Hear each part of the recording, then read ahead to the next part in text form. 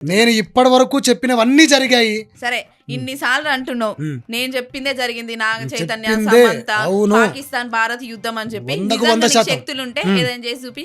ఏదైనా తట్టుకోగలవా చూసి? 100% తట్టుకుంటా. అయితే చూడు. చెయ్యి.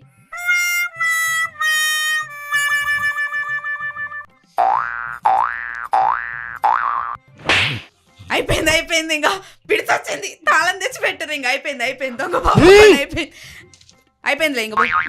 సరే ఏమనుకోకు బాలిక, ఎంతసేపు నా మైండ్ తిన్నావు, నా హోమాలు నావన్నీ ఆపావు, నాకు వచ్చే కలెక్షన్లు కూడా బయట మొత్తం అయిపోయింది. కాస్త ఏవైనా 116లో ఏదో 1116. అదే ఈ కట్నానికి బాగా అలవాటు పడ్డారు. నా టైం అంతా వేస్ట్ చేసినావు. ఆ కట్నాలు వసూలు చేసుడే బంద్ చేయాలని చెప్తున్నా.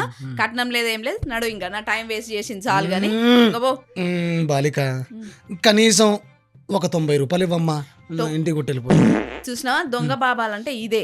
అందుకే మంచిగా పని చేసుకొని నీ పని నువ్వు చేసుకుంటే ఇలాంటి వాళ్ళ దగ్గర 90 రూపాయలు 100 రూపాయలు అడుక్కునే పని లేదు. మంచిగా మారి పని చేసుకొని ఉండు. 70 లేదు 90 లేదు. నీ మాట వినాలి.